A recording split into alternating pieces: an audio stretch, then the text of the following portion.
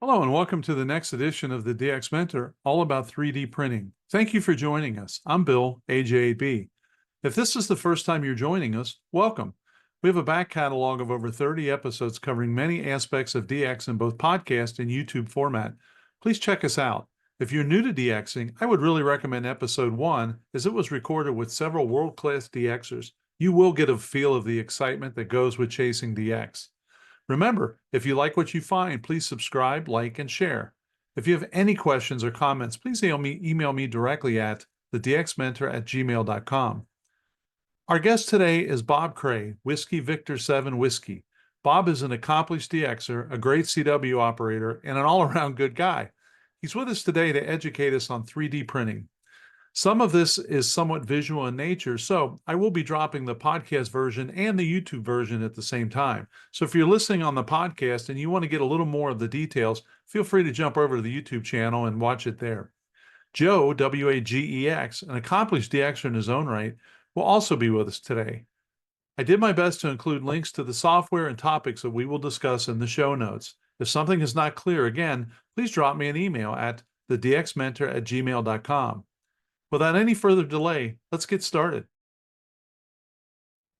Well, good evening and welcome to the latest edition of the DX Mentor. I'm Bill, AJ8B, and we're going to get into something tonight that I'm really excited about.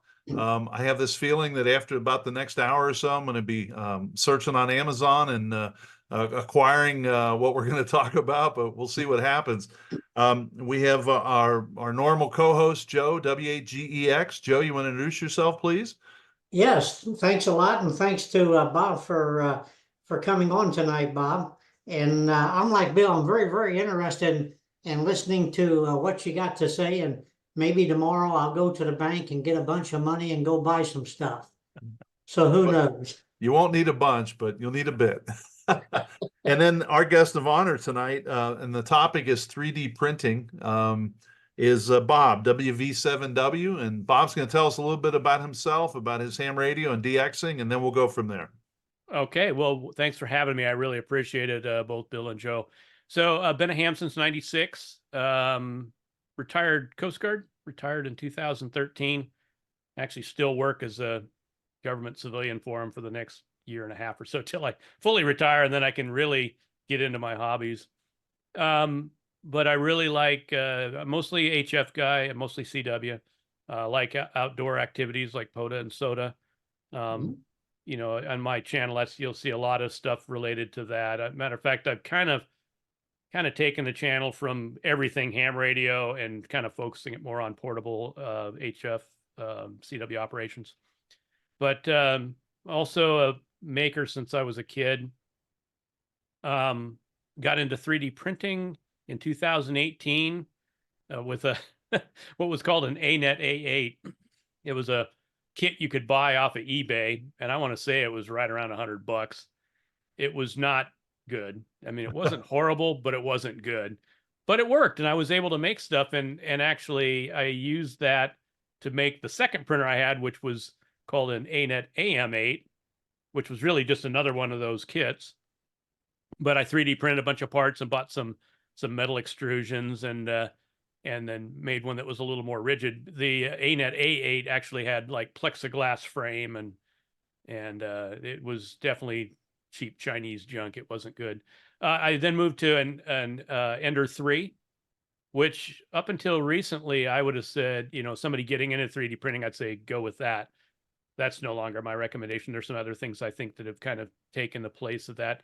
The Ender brand is still good, and they've actually got some newer ones that are a little bit better, but that was really a tinkerer's machine, even not as bad as the ANET, but still was a tinkerer's machine. You weren't just printing with it.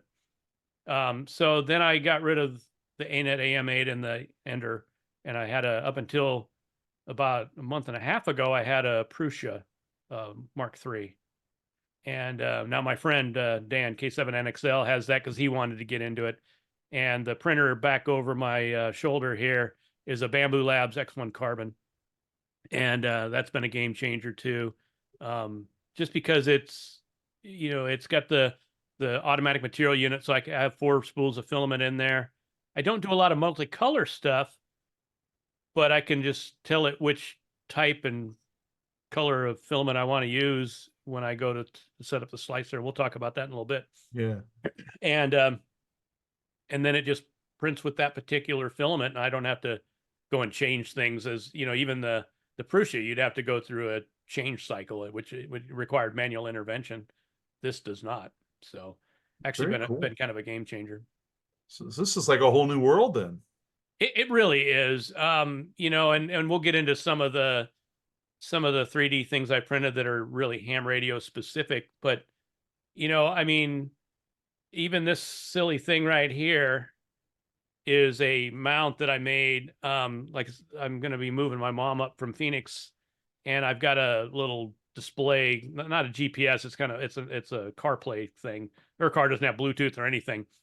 And so to be able to use my phone and everything without having to look at my phone while I'm driving, this is a little thing that I printed that will fit in the slot, you know, or a little kind of storage slot, and will hold that little screen. So, you know, you don't even know what you can do until you start doing it. And then all of a sudden, all these other things like, hey, I can print this, and hey, I can do that. And I need something. And you just 3D print it. Wow, very cool. I know one of my guys at work, we had a Cisco router we were trying to mount in a funny place. And he took some pictures and came back the next day, and he had built an L mount, which is just perfect, 3D printed it. Maybe it was 2 days, but anyway, put it on the wall, put the Cisco router on it, and it was perfect. We couldn't have purchased anything like that. So it was just perfect. So I've had a few examples where I sit back and say, you know, that's really cool. That's really, really cool stuff. So what is, so let's start back for me, very basic. What is 3D printing? So there's really a couple different types, but the one that is predominantly going to be used by ham radio enthusiasts is what's called FDM printing, or fusion deposition modeling. And so really what happens is it moves the machine around. It's actually a CNC, right? So it's just like the difference is a typical CNC, like a router or a mill, moves around a spinning bit. This moves around a hot end, and it basically pushes a filament, which is nothing more than like kind of almost like your weed whacker line looking stuff, you know, that's of different types of plastic. It pushes that through at a very calculated rate, and then it puts it out through typically a 0.4 millimeter nozzle, so a pretty fine tip, and it lays it down layer at a time, and it creates the things. There's also what's called SLA printing, which is stereolithography. That uses a resin, and it uses ultraviolet light, and it cures things one level at a time. So it's almost like the opposite is where, you know, a typical FDM 3D printer like this one, you know, you've got a build plate, and it layers it and builds it up. A SLA or resin printer actually has a plate that goes down, and it touches a clear, you know, thing where the ultraviolet light comes through it looks almost like a phone screen, because they're actually really small, and it puts the light in a very pattern for a particular, you know, like a couple of seconds per layer, and it actually lifts it up and out of the resin. Really? And then there's a couple others, SLS, which is stereolithography sintering. It uses like a powder. So if you get things from Elecraft, like the KPDX2 paddle for a KX2, or like the new paddle for the KH1, which mine's like 3 weeks out now, so I'm waiting for my KH1. But those, I believe they're doing that just by the looks of it and the feel of it. I can tell that I think that's the way that they 3D printed those. So those are kind of the three different methods of what they call additive modeling. Subtractive modeling is like what a CNC does, it carves away, but additive adds. So 3D printing is really just taking that molten plastic and building up. Does it cause you to? So to me, the little I watched, and by the way, what's the name of your YouTube channel so we can send people House over of Ham. there? House of Ham. Yep. House of Ham. Okay. And we'd like to have some folks stop over there. It looks like you have to think backwards almost. Do you know what I mean? It's like I've seen things with hinges and stuff like that. And it's like it starts building at the different end than I would have thought it built from. So really, if you're designing, we'll get into design and how to get models in a few minutes. But if you're designing, you design it, you know, in a 3D CAD, and like I said, we'll get into those in a minute. But you design it kind of it's kind of intuitive how you would make things. You know, you start with what's known as a sketch, which is like a 2D drawing, and then you can extrude it out. And then you can also extrude in to punch holes and things like that. And then you just do that in a process to design things. So I wouldn't say it's backwards. It's just a little different than traditional, you know, CAD drawing, which is like multi-projection kind of things. But pretty much if you have a need, there's a chance you can print it.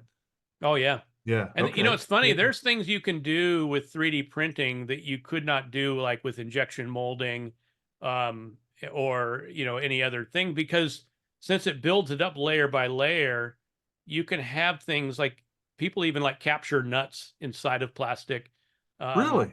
Oh yeah. Yeah. I don't do too much of that. I have done stuff where I do, they have these heat inserts, so it's kind of like a soldering iron, and you kind of just press the brass insert into the plastic, and then you can use that for like mechanical screws. Wow, very cool. So one of the things that I was always interested in is it seemed like this was very expensive. So what for someone who wants to get into some reasonable situation, what would you recommend? So you can really start fairly inexpensively. You can get a 3D printer for a couple $100. You know, one like this one back here with the AMS unit's about 15. But you don't have to go that high to get started. You know, and actually the little brother to this, stupid thing. Hang on a second. He turned that off. That's going to drive me nuts. We just had a thumbs up here in the middle of the screen. Yeah, well, let me turn off the reaction. It's my studio monitor. It takes those reactions, and it won't do it when you want it to, and it does it when you don't want it to. Yeah. But so Bamboo Labs has one that's what they call a bed slinger. So in other words, the bed moves around, as opposed to this is a Core XY where the bed stays fixed. It just moves up and down, and then the head moves around. But that one's and right now they had an issue with the cable that goes to the bed, because the beds are heated, right? So in addition to heating up the plastic, you heat up the bed because that's how it keeps the model attached while you're printing and it doesn't peel off. They had a problem with the cable on this newer one, and I'm trying to think of the name of it. Hang on a second here. But I'm sure they'll get it fixed here pretty soon. And then it was with the automatic material unit was less than $500. Wow. Okay. So, and then the material that you actually create the things with, that's called filament. Mm-hmm. And then you buy that on spools. Is that right? That's exactly how it comes. Yeah.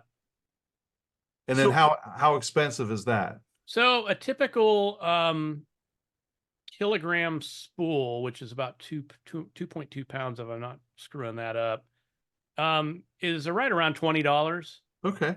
But you would be amazed. I literally still have a couple spools from 2018 when I started printing. Wow. Colors that I don't use as much. Right. But even the ones that I do use, I mean, it's amazing how much stuff you get out of a 1 kilogram spool. Wow. So if you're Bob, if you're making something out of plastic, then obviously the spools, that material has got to be the plastic. Or if it's metal, then you change and put in a metal spool. So yeah, the metal 3D printing is a whole nother process, and that's actually closer to the SLS printing, where it's actually it's a powder, it's not a filament. Okay. And that requires industrial grade machines that we can't afford. Okay. So 3D printing metal is something that's done, you know, by aerospace and industry. That's not something that typical home users can do yet. Now, that doesn't mean in the future we couldn't do it, because, you know, it wasn't terribly long ago that this wasn't really a possibility, but it is now. Sure. But some of these filaments are very hard. They're very they if you choose to use the right filament, it's not flexible. I mean, they can be used outside, they can be used and like my example was a wire guide on a wrapping an antenna. So there's all different kinds of filaments depending on what you want to do. There is. So most people start with PLA, which is polylactic acid, which isn't good for outdoor stuff. Okay. The kind of and it's the easiest to print, and it's also kind of the least expensive stuff. If you're doing stuff inside, stuff for inside, then PLA is great. The next level up is PETG, which so like this water bottle here is actually PET, polyethyl trichloride, I think. The G is like a glycol they add to the mix for some reason. I don't know what that is, but that's a little bit harder to print, but not much. Okay. But it prints a little hotter. It's the melting temperature, which is good because PLA, if you leave it in your car in the summer, it's gonna melt or it's gonna get soft. That would be a bad feature, wouldn't Yeah, it? PETG will not. And so, like Okay. anything I've got outside, I've been doing PETG. Okay. Then up from there, you've got ABS and ASA plastics. Those require at least an enclosed chamber, like on this printer here, and they get trickier, to print. Plus higher temperature for the bed as well as for the hot end. So, and then you get into polycarbonate and some of the PEEK and some of these other ones that are, most normal people aren't going to use. To be honest, most hobbyists can get away with PLA and PETG. You really don't even need to go up to the fancier filaments. So Matter of fact, I've never even done ASA or ABS. I am going to start doing a little bit of ASA is kind of replacing ABS as kind of the go-to for the this higher level filaments. So again, I'll show my ignorance, but are we talking about 110 volt when you talk about all this heating and stuff going on? Yeah, it doesn't draw that much current, to be okay, honest with you, all right. because you're heating a head that's it's about like the actual hot end. The nozzle is a tiny little thing, and then the bed you're heating it to typically 50 or 60 degrees Celsius. So between I guess 70 and 80 degrees as you get up to like PETG, and then up to maybe 100 degrees Celsius when you get up to like ASA and ABS. I think my bed goes up to 110. So, but it doesn't draw as much current, you think. Yeah, it's just regular 110. Matter of fact, I've got mine plugged into a UPS. So all right. It doesn't draw more than like a high-end PC. So I don't have to replace my amplifier wiring or anything like that. No. Okay. No. Now, what about fumes? And again, I'm showing my ignorance, but if you're heating this stuff up and it is all this plastic based, are there fume issues? So with PLA and PETG, no, not really. Okay. I mean, I'm not saying there's no smell. To be honest, the first time I smelled PLA, it smelled like cake cooking to me. It actually doesn't smell horrible. PETG has a little bit more plasticky smell. I understand ASA and ABS, you need like ventilation because it's like it will give you a headache and it is a little more hazardous. I haven't tried doing that yet, but that's what I understand anyway. So Bob, as you're printing, and I'm like a Bill, excuse my ignorance on this because this is my first time being exposed to it. But if you're printing and your head's going along and printing, and then it comes back to put another layer on, is the first layer hard? I mean, how is it bonded together? So basically, in addition to the hot end itself, there's a fan that actually cools as it's going. And it kind of just naturally cools, enough to where it, but yeah, that's what it's actually got a part cooling fan, and that's adjustable by the machine and the software based on the type of printing you're doing. So that's one of the kind of settings, most of we're going to get into one of the programs now. It's called a slicer, which takes the 3D model, and then takes in all your settings, like for the type of filament you're using, so your temperature settings, the speed at which it goes, how thick of a layer height are you doing, all these settings, and it slices it layer by layer, Mhm. and then creates the tool path, the G code that the machine uses to move around and do that. So fan speed's one of those things in the slicer that can be set. Most of the slicers today, for the average user, it's a set and forget kind of thing. You don't have to necessarily know that. When I started with the ANET and the Ender, you had to know those, and so a lot of research, the internet was Google were your friend, and YouTube videos of various guys that had been doing it to get the idea of like, okay, what settings should I use? And there was all these little calibration doohickeys you could print to figure out what are the best settings for each thing. Anymore, they've kind of got that down to a science, and so the slicers kind of take care of that for you. Mhm. Wow. So I'm picturing like when my wife does a cake, right? So she's got the little tip and she's putting the stuff on the cake, but when she's done, that tip is full.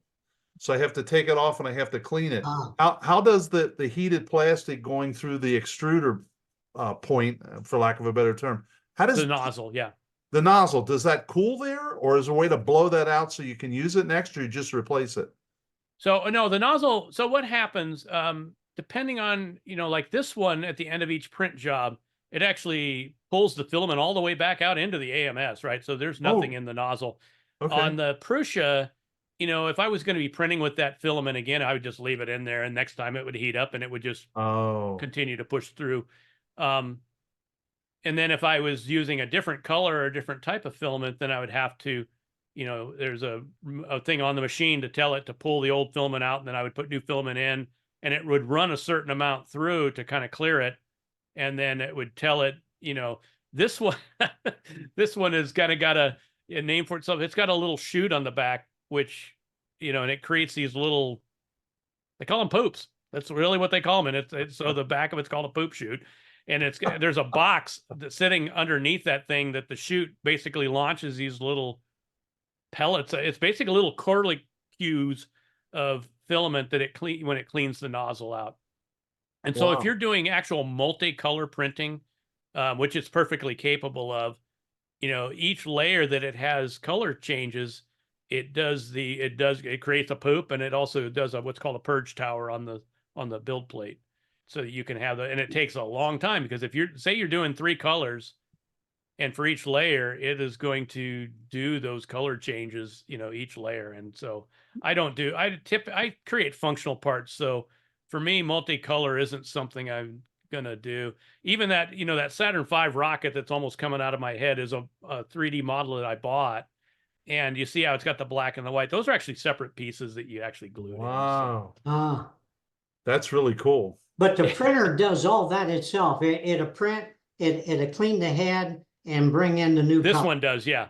Yes. The Bamboo Labs does, and even hang on a second here, I had it up a second ago. The Bamboo Lab A1 Mini, which is not the one that they had the problem with. The Bamboo Labs A1 is the. Let's see if they've even still got the. Trying to see here, and if maybe I'll see if it's available yet.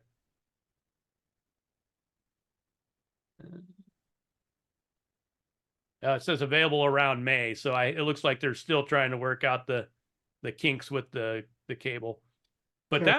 that one, actually, I'll share my screen for a second here. Let me get back to this, and I could show people what it looks like here. Say share screen, and there we go. So that's the A1. So with the automatic material unit, which is the thing here, and it's actually got 4 spools on there. It's $559 with that. So if you just get the A1 without it, with single color, it's $399. And so, and then the mini is, I think, $290 or $459 with the multi-material unit, and $299 without it. So, And once they get the A1 bugs worked out, that's a pretty sweet spot to be. Now, the other one that's that's kind of like mine, not that one, not P1S, P1P is what I'm looking for. Without the holy so April. Without the I still went to the wrong one. Hang on a second here. P1S. There we are. So with the multi-material unit, is $950. Without it, $699. Okay. So that is essentially this machine without some of the fancier stuff like the color touch screen and the LiDAR sensor. Mine actually has like a LiDAR sensor that checks the first layer to make sure it's good, and it does some other things that are kind of fancy. But the quality of the print out of this P1S is gonna, for all intents and purposes, gonna be identical to mine, because the mechanics of this machine are the same, and the nozzle's the same, all that stuff. So for somebody getting started, you know, if you didn't care about multi-material, $700 is a pretty inexpensive way to go. You know, Wow. to have a very good quality machine. And I will put links to all of this in the show notes for those of you on the podcast. So you brought up a couple things that were on my list. So most the two materials, if I were to do this, I think I'd be interested in would be PLA and PETG, right? That's what you said are typical. Yep. Do I have color options for those? Oh yeah. Okay. I mean, I don't want to say your imagination's the limit, but it's close. So if we just go to Amazon and search for give me a color. Well, purple. And I have a reason for asking that. Let's do purple. So purple PLA. So There it is. this is kind of my go-to, this Overture. I used to be Hatchbox, but Hatchbox is a little bit more expensive. They're both really, really good. What you want to stay away from is the ultra cheap, because you just don't know what you're getting. There can be variances in the thickness of it, so I wouldn't skimp too much on it, because it lasts so long that that you don't want to go try and skimp too much. Okay. So The reason I asked purple is I mentioned before we got started, one of my guys made this dinosaur that flexes in the middle. It's like a big lizard, and it's this translucent purple, and it is just as you turn it, it's got like a gold hue to it. I mean, it is so cool. Yeah, I don't know if there's translucent PLA. There absolutely is translucent PETG. Okay. Matter of fact, I've even got a PETG spool that I've had, well, since 2019, that's glow in the dark. But I printed very little with it, which is why I still have it. You know,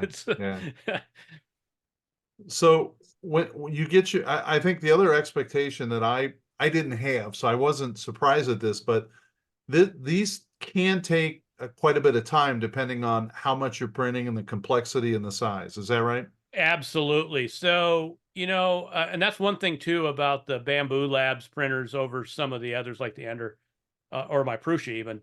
So, you know, a typical 3D model can take somewhere around an hour. It depends on what it is. Some things take very little time, and some things take, about an hour. But you can get things that are a little bit bigger, and then they can take hours. I mean, like some things take days. Literally, it's over 24 hours. Really? Yeah. But the software keeps running and the machine keeps managing it. And Yep. And provided you don't have a clog or something like that, or the other thing that can happen is the part comes off of the build plate, then it starts making spaghetti.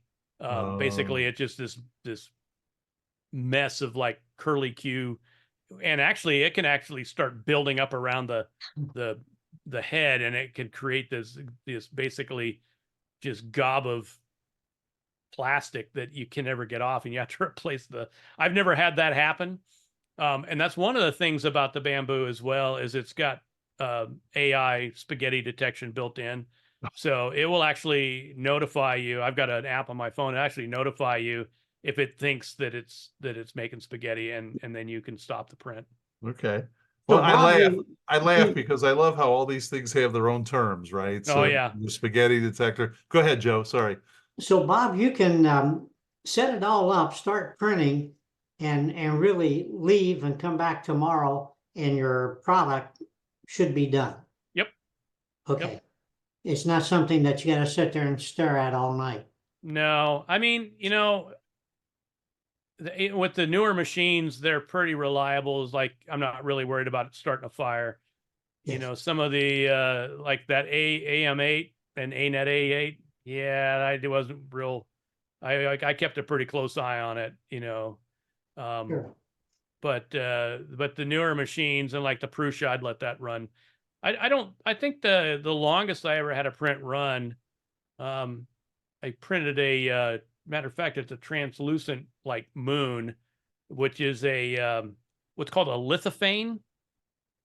And so it actually, on the inside of the surface, it has thickness to it that would let certain amount of light through. And there's an LED that shines up through it. I might grab it in a minute. It's up on a shelf there. But and so that I want to say printed for like 19 hours because of what it was. It was real slow to print. It's not very big either. That was the thing. Yes. So, and then like, you know, to print that Saturn V rocket, that's back over there, even though it's a bunch of different pieces, there was a couple that were on this machine that was like 3 hours on like a Prusa or something like that would have been almost double that. Mhm. So when you printed that rocket, would it have like, you know, if I think back to my model car days, I would pull out a parts tree, right? And all the parts are connected. And so would that print, I'm looking, let's say there's a dozen black pieces on there. Would it print a dozen individuals, or are they all connected in one print and you would just break them off? No, they're basically individually printed on the build plate, and you can fit whatever you can fit on there. Sometimes, depending on what it is, like those black pieces that, you know, that are glued in there, they weren't very big, and so to make sure that they didn't tip over during the print, you do what's called a brim, which is really just kind of the first layer is kind of just wider so that it has a better footprint to hold it. And sometimes those, depending on how you got your parts aligned, sometimes those brims line up and it basically makes them together. But no, there's no, it's because the injection mold modeling, you had to have those trees because that's how the plastic got throughout the mold. You don't have that with this. Okay. So one of the things you've talked about was, you know, I did something this big, I did something this big, and I look at the rocket and it's pretty big size. What are you, when you essentially buy one of these printers, you're looking at, is it, I can make something as big as what the bed is, or how do I? With what the print area is, yeah, which is typically governed by the bed as well as the moving of the mechanics. So I think that this one is basically like 10 or 11 inches square. I think it's hang on a second here. I can tell you exactly what the dimensions are, at least in millimeters.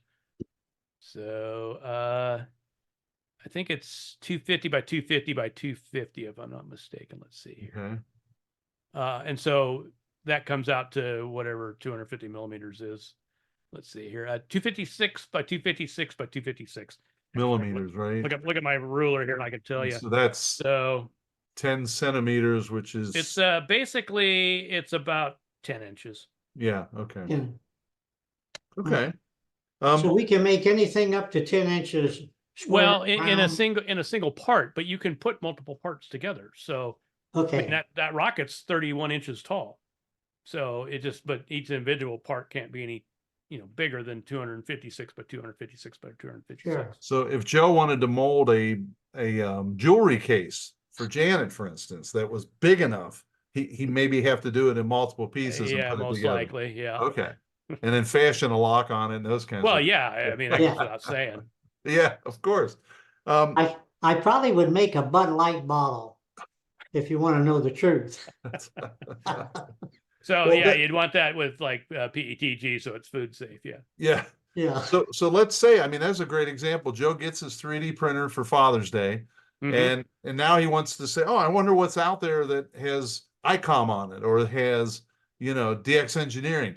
Are there, is it totally up to me to design my own thing, or are there places I can go to get designs? There absolutely are. Matter of fact, I'll share my screen again and we'll go to a couple of them. So the original, when I started, this was pretty much all there was Thingiverse, which is created by the company Ultimaker, which makes 3D printers, expensive Here's 3D what you printers can too. make. But I mean, there's all kinds of things. So like if you wanted something, let's say you said you wanted something that says ICOM on it, right? Yeah, just So, well, there's all kinds of ICOM stuff, 705 stuff aplenty. wow. Oh, gee. Yeah. So I mean, you can get it as detailed in your search as you want, but so if you wanted something just an ICOM logo, I don't know if it has an ICOM logo. Let's see. Make it yourself. Yeah, look not at really that. there. Bob, ICOMs. you would click on, for example, the ICOM logo. And then, of course, that's in your PC, I guess. And then you ship it over to the printer and tell the printer, print this ICOM logo. Is that correct? So, well, there's one more step, Joe, and that's the slicer, right? So what you would do, let's say we wanted to print this 7100 thingy here, right? This mount. Yes. So what you would do is you'd go here to this page, and then you would download the file, which is an STL, right? So we'll go ahead and download this file here. I'm doing it individually. If there's a lot of things, it'll have like maybe multiple files, like multiple pieces, kind of like that rocket.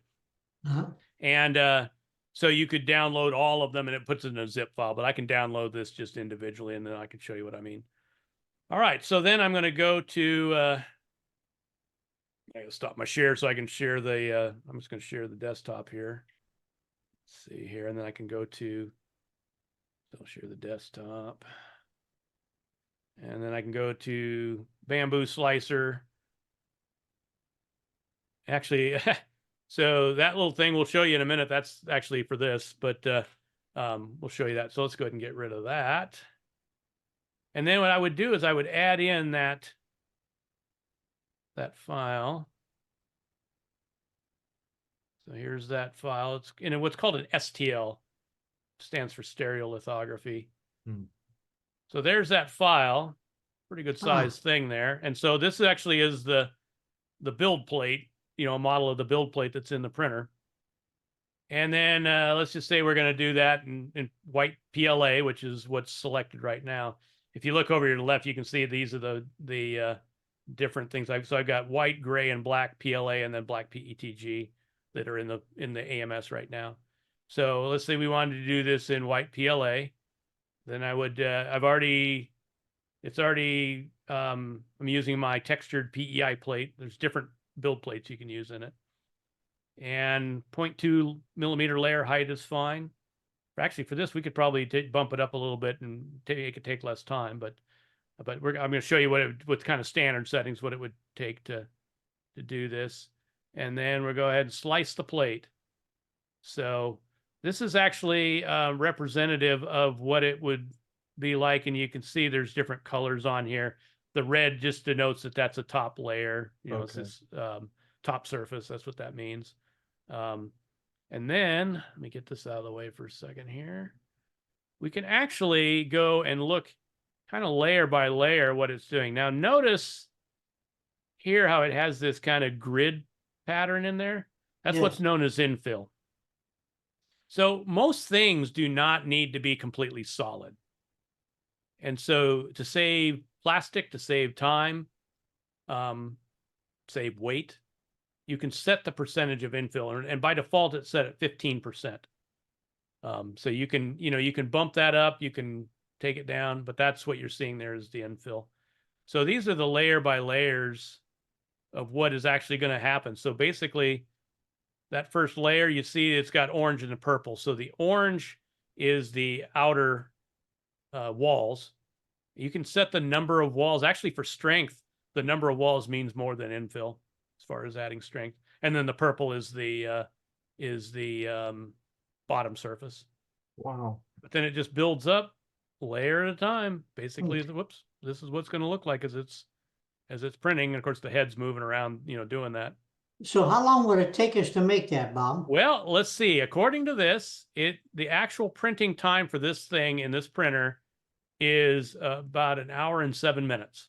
And it is going to use about 40 grams of filament or 13.86 meters of 1.75 millimeter diameter About filament. 40 feet. Yep. Yeah. Huh.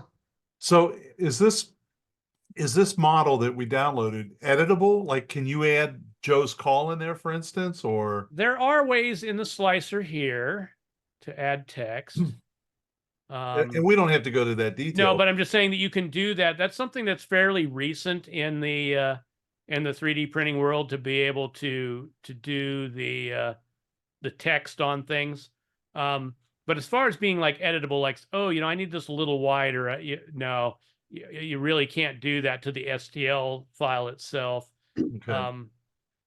So really, if you're going to get into designing your own parts, what you need is a CAD. Yeah, that's And where so the one that I predominantly use, I started with Fusion 360, and I still have it. I still use it occasionally. It's created by Autodesk, same people that created AutoCAD. And for hobbyists, it's free, but there's some limitations that are imposed on you as a hobbyist. This is what's known as Onshape, and it's web-based. And so like, here's a wire winder that I designed. And so this is what's called a parametric modeler. So I can actually go and change the dimensions of this. So that what you're looking at here is actually this guy right here. So you'll notice how it's got this this little kind of bump with the hole in it. That's for the banana plug to go in there. son of a gun. Yeah. Huh. And then you just wind your wire on there, and then I've just got a Velcro strap that goes around it. So you would do this work, and then it would generate an STL file that you would send to the printer? Yep, either an STL or a step file. Okay. And then you basically Huh. and then you would just bring it into the slicer and print it. Wow. So, since we're talking to ham radio operators mainly on these podcasts, you could make your own name tag. Is that correct? Mhm. Absolutely. Absolutely. Yeah, Huh. so now it's probably as good a time as any to kind of move this into what you've done, Bob, in a ham radio environment. All right. Well, so this is actually the very first 3D printed model I did on a 3D printer. So the box there holds basically a toroid. This is a 49:1 end-fed half wave. Not the prettiest thing in the world, but it's functional. It actually works. It actually works really well.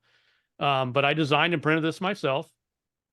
Now I have since got models for this little guy here, and I'll show you a kind of another printed version of this. But so it's got a little BNC comes out of there, and there's a little toroid in there, and this again is a 49:1 that the model and the guy's call that designed this is IU1OPK. It's actually printed in the thing. I don't know if you can see Okay. it, but it's actually printed in there. I mean, you can see it on this one a little better. Yeah, you can kind of see the call sign in Yeah, there. yeah. Yeah. But he designed this and did a pretty darn good job of doing it too. And it's there again, it's a 49:1 end fed. This is actually, I've never used this. This one is actually, I used to have a resin 3D printer. Problem with, you were talking about fumes. Oh my God, resin stinks to high heaven, and it's messy. You have to clean it, and oh my God. So because I don't do little figurines and stuff, like if you're making miniatures for like, desktop gaming and stuff like that, resin printing is the way to go. Functional parts, FDMs all the way. Okay. But anyways, it's basically just two pieces. And so the toroid would fit in here after you wind it.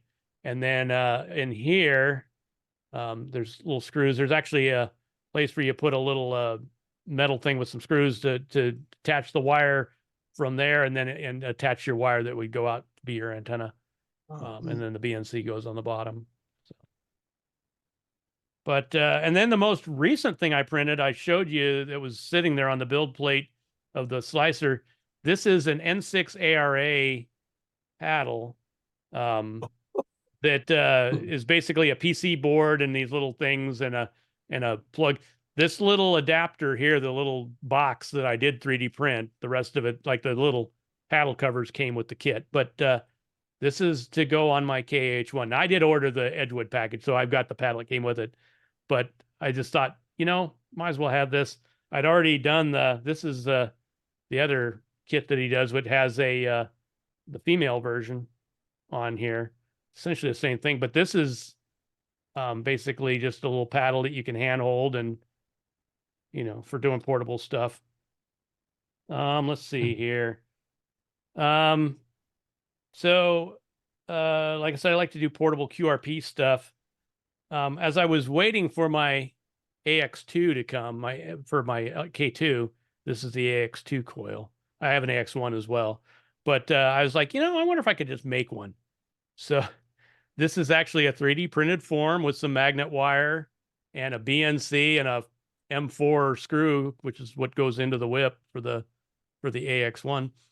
And I 3D printed this, and I used my little LCR meter back over there to help me. I got online and found a calculator with the size of the form and to figure out roughly what I needed, and I used the LCR meter to tune it.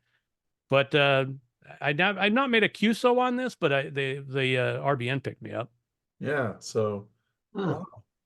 so go ahead. Go ahead. No, go I was ahead. gonna say, is there a source like a Groups IO that's specific for 3D ham radio kinds of things, or do you just go to the thingiverse.com and search for ham radio, or is there anything more specific? Or So, like if you're looking just to download things, yeah, you would just go to Thingiverse, and here I'll share my screen again real quick, and I can show you. We can search for something.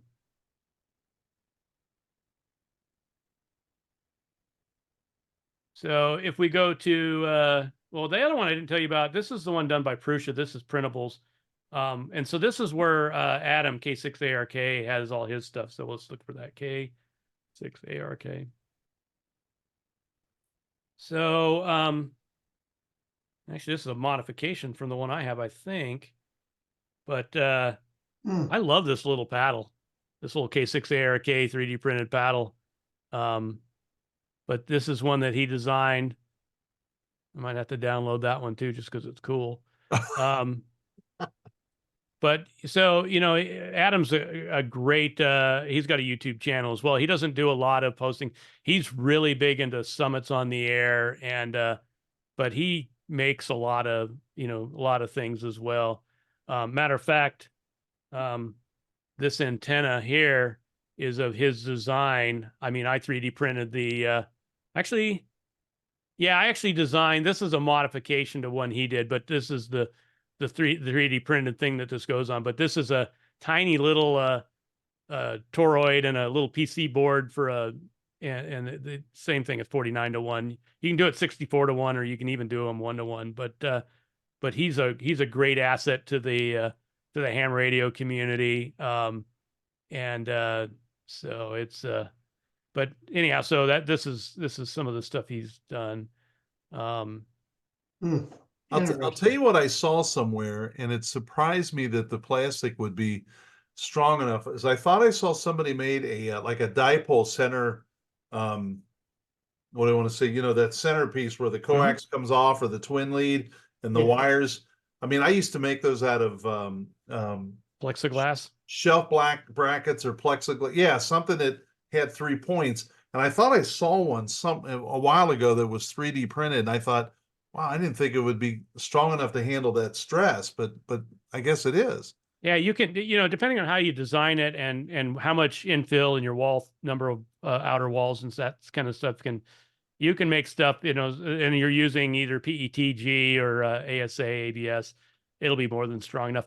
I've got my primary antenna is a DX Commander, but my other antenna is a end-fed random wire with a MFJ 33-foot mast in the middle, in an inverted V form, and at the top of that is a 3D printed thing that the antenna wire actually runs through to keep it from going anywhere.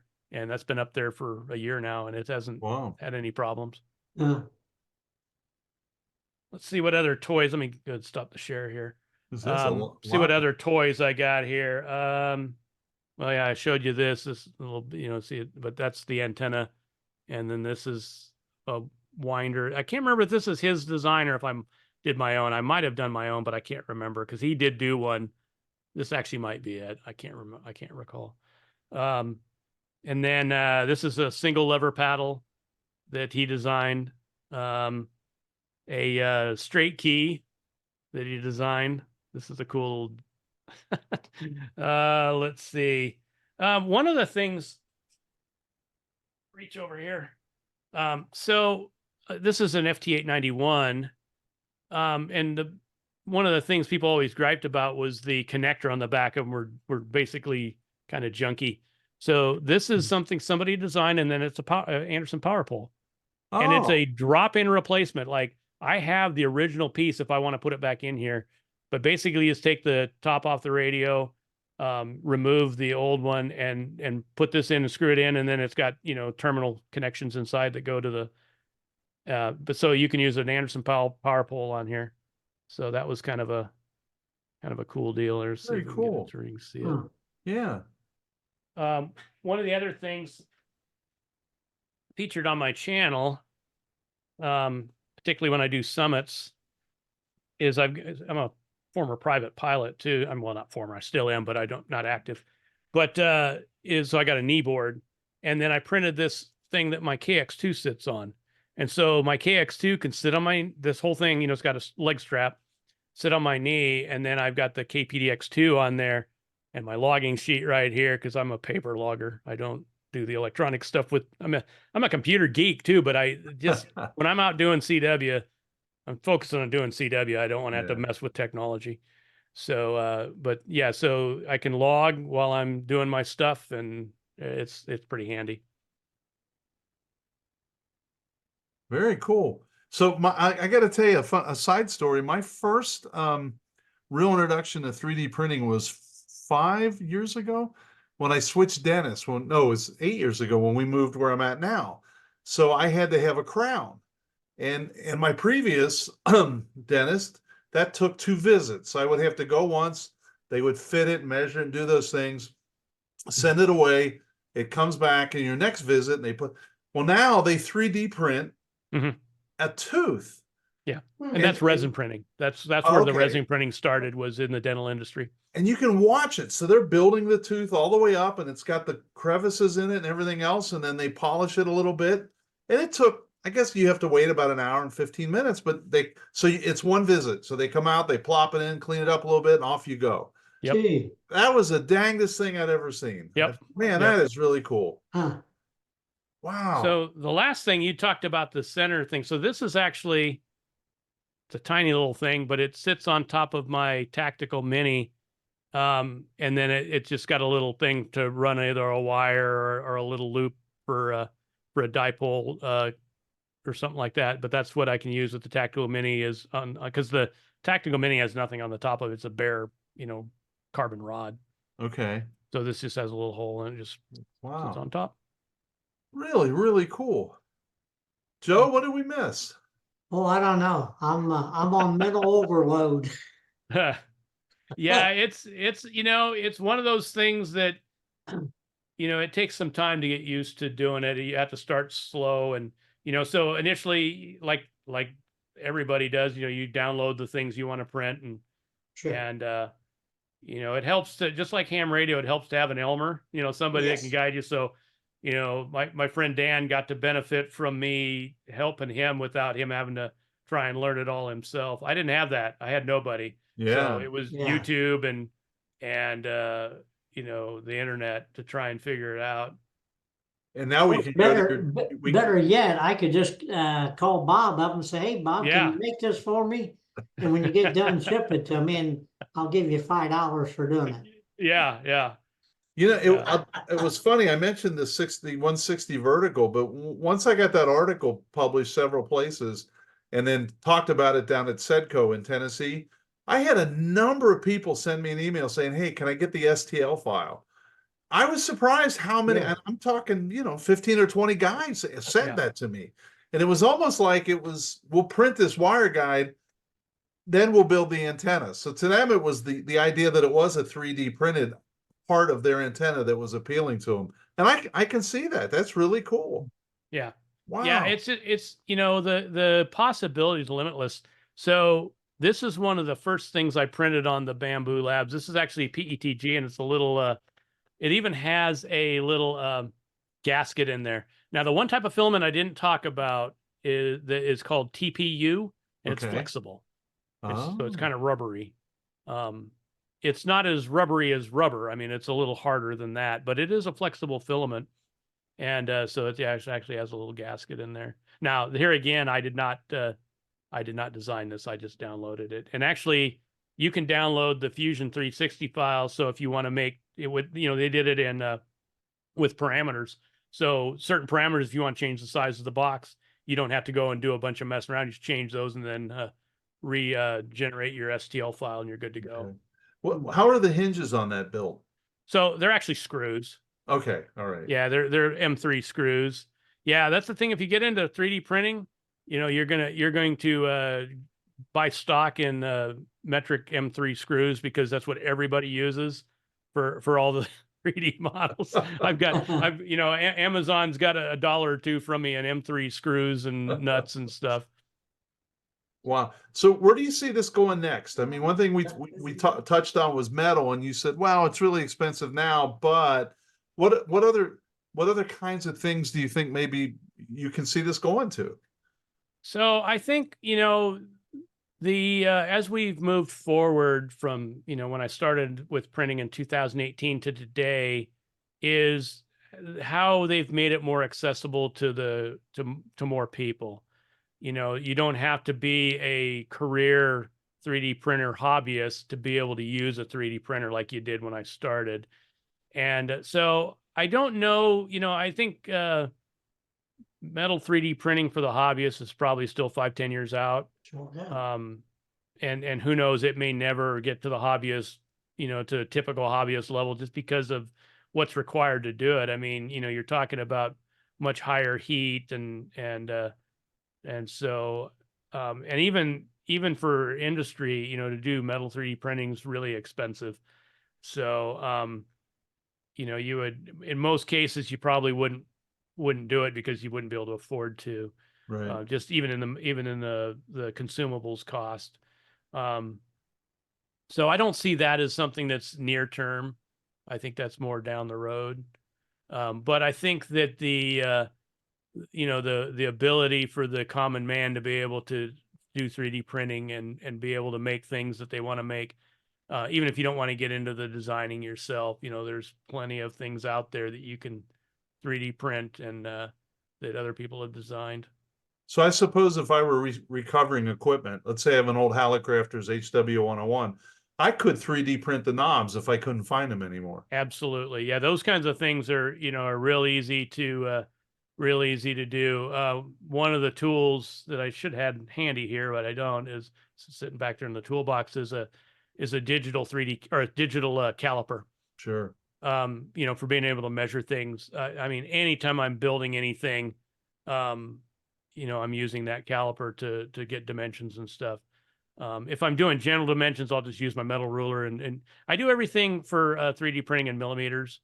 You don't have to, but it's just easier. Why we didn't go to the metric system, eons ago is beyond me, because it's so much easier to measure things in millimeters and tenths of a millimeter, as opposed to well, that's 50 thousandths of an inch. Right. Or Yeah. 4 mils or whatever. Yeah. Yeah. Well, yeah, exactly. Yeah. So Yeah, the other thing I've heard about, so let's talk a little bit outside the hobby realm for a minute. I mean, I've heard about things like 3D printed houses where they have a big arm and they pump concrete through it, and Yep. it just kind of builds the house and leaves home openings for the windows, and a lot of stuff like that going on. I think there's more and more of that, every day, but it's kind of one-off stuff because the equipment to do it's pretty pricey. But Yeah. basically, it's the same thing. It's just an oversized CNC machine that pumps out concrete instead of hot plastic. Isn't that Gee. crazy? Wow. Really, really cool. So to kind of recap, I start off, I have a blank, if I'm going to design something. Well, so let's do this 2 ways. I want to get started with this. You're going to recommend to me what printer? So, like I said, I would say for probably the average person, once they get the bugs worked out, I would say the Bamboo A1, Okay. just because the cost per. If you want something, if you know you're going to want to do high temp filaments like ASA and ABS, or think you might want to do that, then go with the P1S because it's enclosed. If you want the fancy touch screen and don't mind paying a little extra and want the LiDAR and all that, then, get the X1 Carbon. Okay. The Creality's got a couple. They got their ones called a K1. They're not really any cheaper, and they have not quite got the following that the Bamboo Labs have. If you, the Ender 3, whatever the latest version of that, they've done some good things with that. But it's still, you're still going to do a little bit more tinkering with that. But that's kind of closer to the A1 mini price or A1 price without the material unit.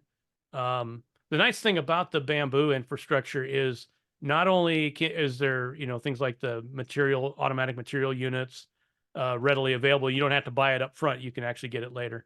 Okay. But their parts availability and pricing is really good. That's one of the things that, the Prusa problem is that even though their prices aren't horrible, it's everything's in Czechoslovakia, and so getting it to us is expensive. Yeah. And also their problem is supply chain issues, and it takes a long time to get it. This has been a little bit of an issue, because they've been, I think, a little more popular than they were prepared for, but not as bad as like Prusa. Now Prusa, the one thing going for Prusa is that everything, including the hardware design, is open source. So if you want to really support the open source movement, this is closed source, everything. Yeah. But I'm very happy with actually, I was very happy with the Prusa. My son actually harangued me into getting this one. And I don't regret it, because it has been a game changer as far as being able to rapidly get things done. Actually, a lot of times the difference between the time sync to starting from one print to starting in the next one is, getting the build plate out of it. If I had multiple of the same build plate, I could pull one, put another one in, and then I could go right back to printing. But typically what I have to do is pull it out, let it cool enough to get the part off of it, and then put it back in there and then start the next one. Okay. So Bill, Bob, these printers are very reliable. The newer ones really are, yeah. Yes. You're not going to have to do a lot of maintenance. They're a machine, so they are not maintenance free. There is maintenance has to go with it, but the brains in this one actually tell you when you need to lube the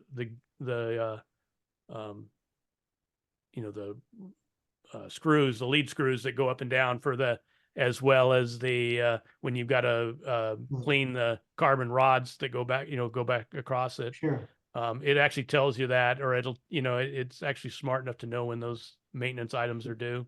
So it's pretty idiot proof in. Well, I mean, you still are going to have to know a little bit, but you can learn it as you go. Sure. So, and they've got really good online resources and wiki and stuff plus there's a lot of YouTube videos covering it. Same thing with the Prusas. There's a lot of really good support with Prusa stuff.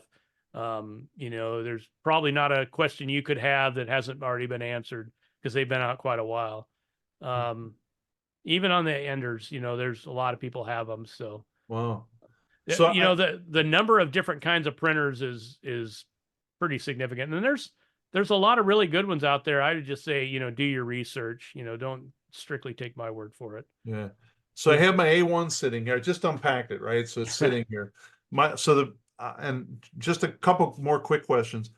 Is it network connected or USB connected? So these are actually Wi-Fi connected. Wi-Fi, okay. Yeah. Yeah, you just put in your Wi-Fi, credentials for your hotspot in there, or your router in there, and actually if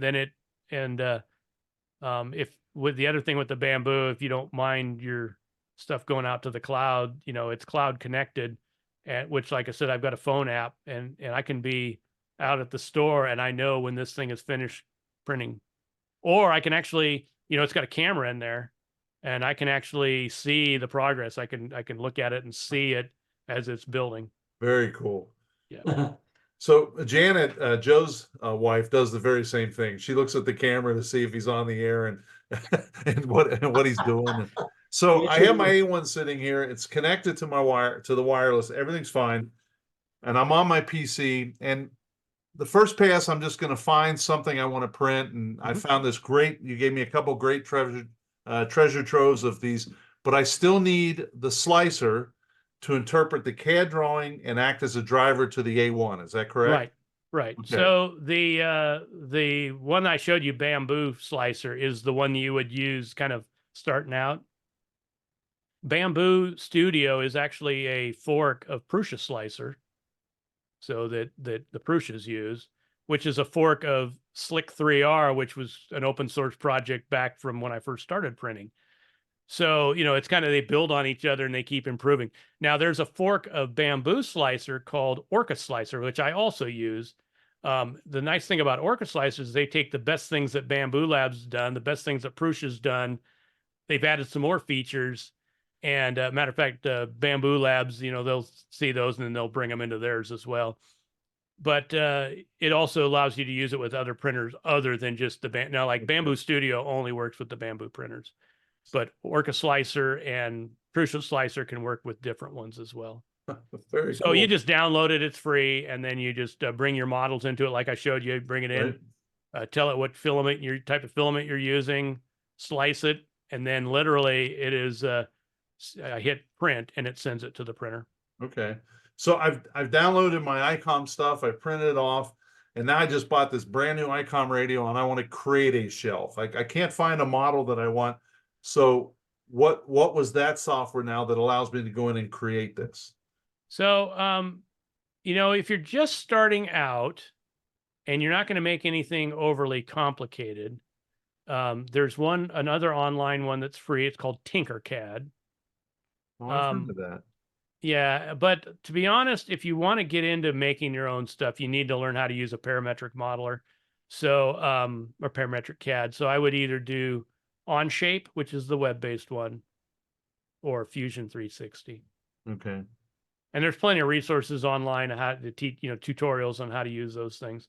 Because there's all kinds of things to know, like constraints and stuff like that, to really make so like when you put things together so they line up, because you're talking, the CADs are capable of, thousandths of an inch, right? Resolution. There's no limit to it. And I mean, typically you'd be thousandths of an inch or thousandths of a millimeter. But if those lines aren't lining up, well, that's a problem with the model because it's no longer going to be solid. So there's constraints that will make sure that those things are aligned, as well as, well, I want this thing to be vertical or I want it to be perpendicular to this, or I want it to, you've got an arc and I want it to be tangent to that. I want it to snap to the midpoint of this line. There's all these constraints. And then you can also go in with your dimensioning tool and say, oh, I want this thing to be exactly 32.5 millimeters long. It was kind of funny that, again, I talked to my guys at work and they were saying, yeah, when you print this thing, if you don't do it right, it takes a couple passes sometimes, and then you start to line it up. And I says, that must be frustrating. That would be a lot of money. And they go, oh, no, the money's not the issue. It's the fact that each time I make a change, it's 6-7 hours before I can get the results, make the tweak, and do it again. So it's like, oh, okay, I can see that now. Yeah, and there's some tricks you can learn too. Like if you have things that need to fit together, maybe you don't need to print the whole model. Maybe you can print like a part of it, and you can actually in the slicer say only print the first 2-3 millimeters of this, and then I can see if those parts are going to align with what I'm trying to align it to in the real world. And then you haven't wasted, like you said, 7 hours waiting for something to print to find out that, oh crap, that doesn't fit. Wow. So there's tricks you learn along the way after it's bit you a few times and you're like, ah, crap. Yeah. Wow. Is all I can say. Wow. Joe, anything, can I order one for you and have it shipped to your house? Well, what I was thinking for my birthday in June, you can make me a Corvette. There you go. I guarantee you there's 3D STL files out there for pretty much every production car ever made, most likely. Probably could even find like an AMC Pacer model, I bet, if you search. Wow. So, Not that you so, want to, but so I'm sure you've done this a lot, Bob. But what one or two pieces of advice would you give somebody who's they've listened to this, they're really excited, boom. so do your research ahead of time so you get what you're really looking for. Um, Look at multiple sources. Don't take any one individual's word for it. You know, really go in informed. Because it could be a significant purchase. And also you want to kind of know what you're going to be doing when you get it. So you don't want to get it and then like, okay, now what do I do? You want to have at least a general idea of some things. And there's so many, and I'll mention some of these and then we can catch up on them later so you can get them in the links. But there's some really good channels, like Maker's Muse is one of them.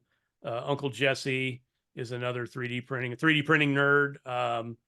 These guys are all like, I mean, you think I know a fair bit. These guys blow me out of the water. They've been doing it longer, and they put a lot more emphasis in it because they don't, share time with ham radio and other crap, plus a full-time work schedule that I've got.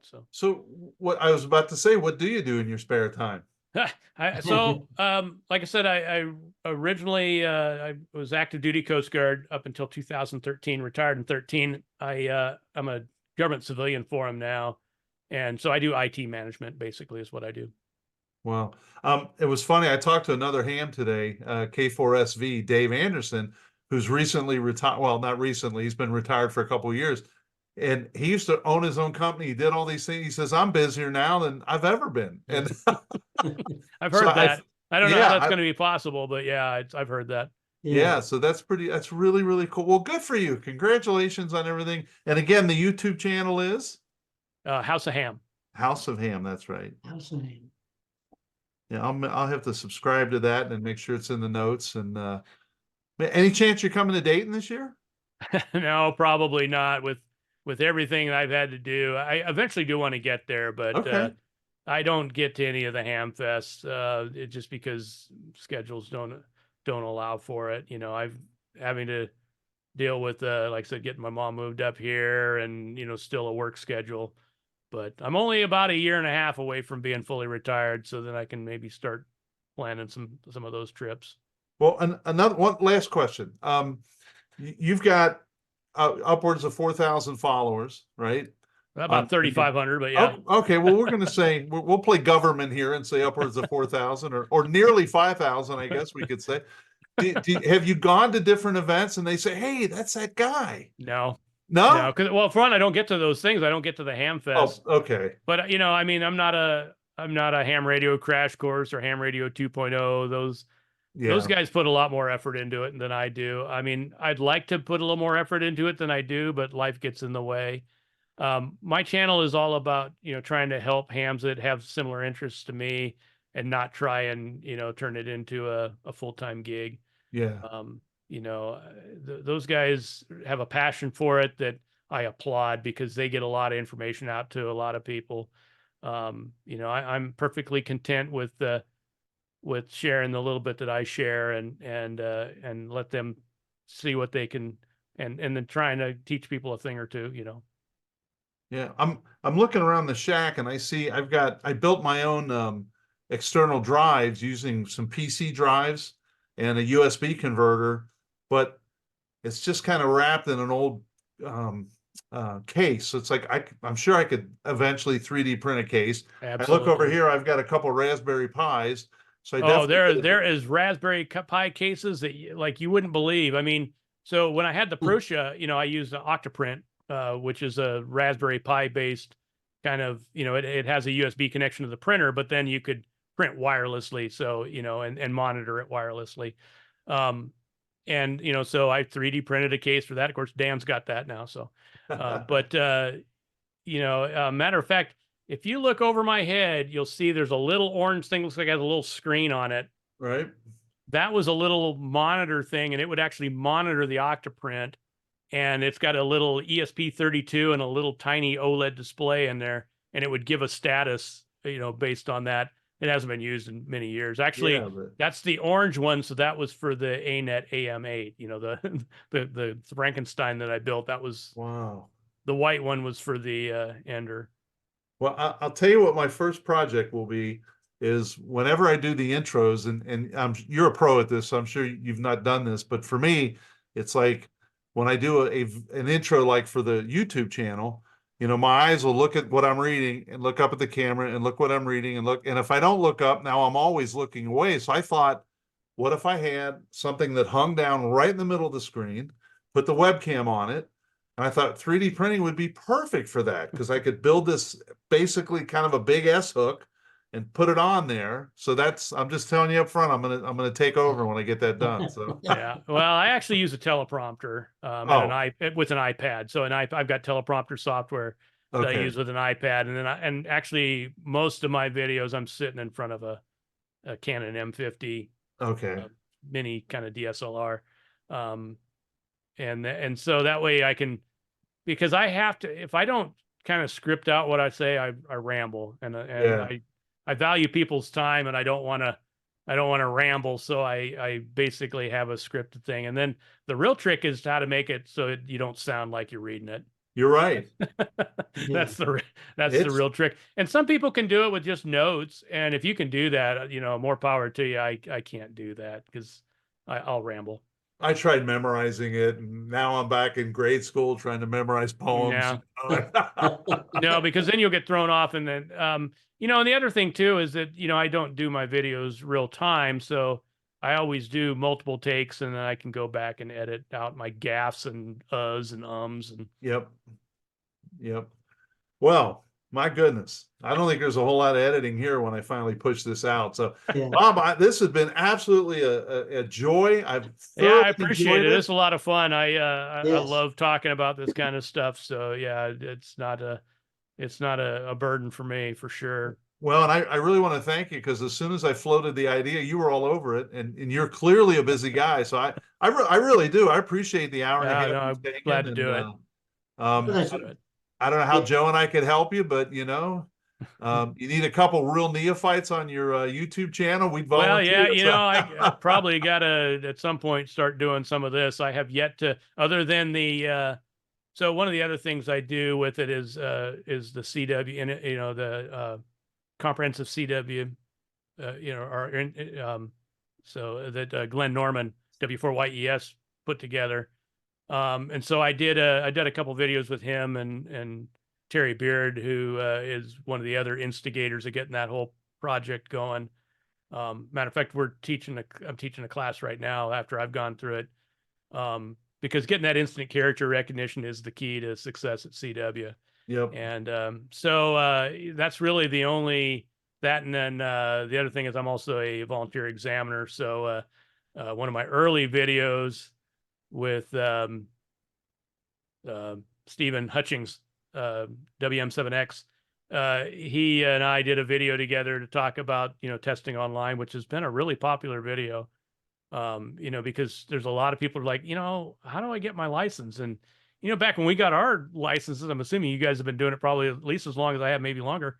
You know, you had to go in, you had to find a test session near you, and you had to go in and take your test on a piece of paper, and they put it with the little overlay with the holes punched in it, and That's right. Yeah. see if you, and then, and, you know, and 3 examiner, you know, so times 3, because of course all 3 volunteer examiners had to look at it, and then they would grade it, and you know, and you get your license, you know, in a couple of weeks.